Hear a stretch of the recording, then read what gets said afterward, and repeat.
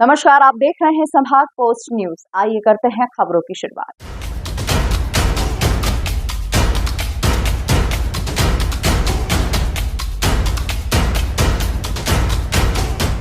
भारत में डिजिटल को जिस तरह से सरकार बढ़ावा दे रही है, तो वहीं दूसरी ओर इसके दुष्परिणाम भी तेजी से बढ़ते हुए नजर आ रहे हैं।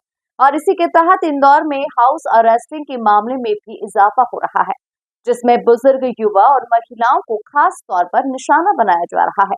रिटायर्ड अफसर को 2 दिनों तक हाउस अरेस्ट कर 40 लाख रुपए की ठगी की वारदात सामने आई है। इंदौर में एक बार फिर डिजिटल तरीके से हाउस अरेस्ट का घटनाक्रम सामने आया है।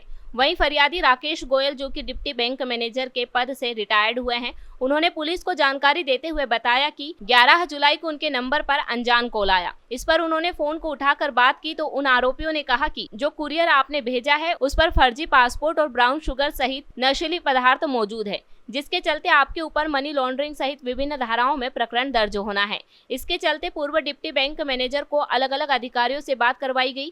साथ ही इस दौरान कोई सीबीआई का अधिकारी बनकर बात करता तो कोई पुलिस विभाग का अधिकारी बनकर बात करता। इस तरह से तकरीबन 2 दिनों तक राकेश गोयल को ऑनलाइन तरीके से घर में ही हाउस अरेस्ट किया गया। साथ ही इन कार्रवाइयों से बचने के लिए 40 लाख रुपए की डिमांड की गई, जिसके चलते फरियादी राकेश गोयल ने अपने पास मौजूद 39,60,000 रुपए ट्रांसफर कर दिए। और उसके बाद जब फोन कट हुआ तो उन्होंने अपने परिजनों को पूरे मामले की जानकारी दी।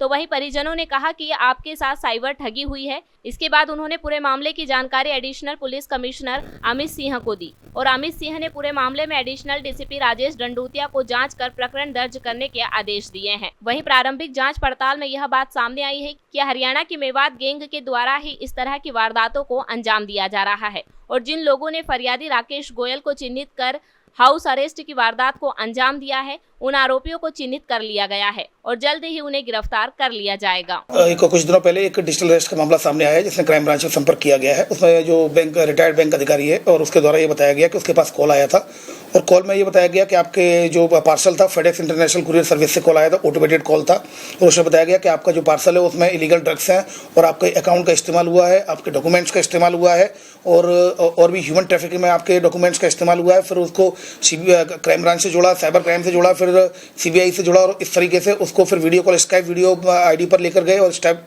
वीडियो कॉल में उसके साथ लगातार बात की और उसको डिजिटली अरेस्ट रखा और लगभग 40 लाख रुपए के करीब उसके साथ फ्रॉड हो गया। इस संबंध में उसके द्वारा रिपोर्ट कराई गई क्राइम ब्रांच में 1930 में उनकी कंप्लेंट रजिस्टर करा दी गई है। जितने भी अकाउंट्स में जो उनका पैसा गया है उन अकाउंट्स को फ्रीज करा दिया है, होल्ड करा दिया है और इसमें फिलहाल कंप्लेंट रजिस्टर की जाकर उसमें इंक्वायरी जारी है और जल्दी ही इसमें आरोपियों को आइडेंटिफाई किया जाकर वैधानिक कार्रवाई सुनिश्चित की जाएगी।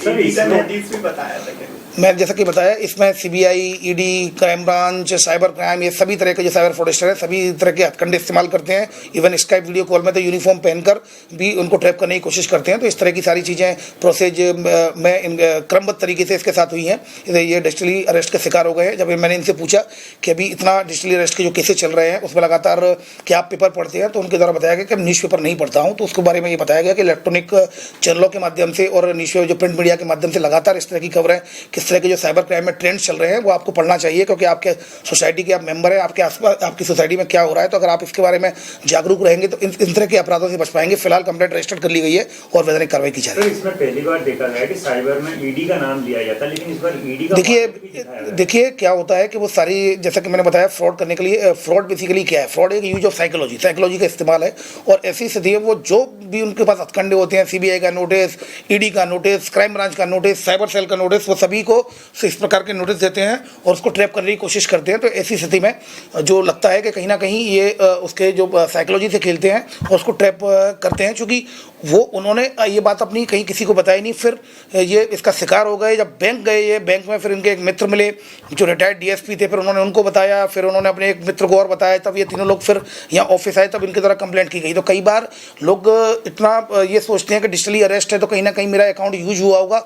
उस समय तक भी उनको सच्चाई का पता नहीं था कि वो फ्रॉड का शिकार हो गए हैं। जब इन्होंने अपने दोस्तों से इस बात को शेयर किया तब जाकर पता चला कि उनके साथ फ्रॉड हुआ है, तब जाकर ये क्राइम ब्रांच थाने पर आए थे।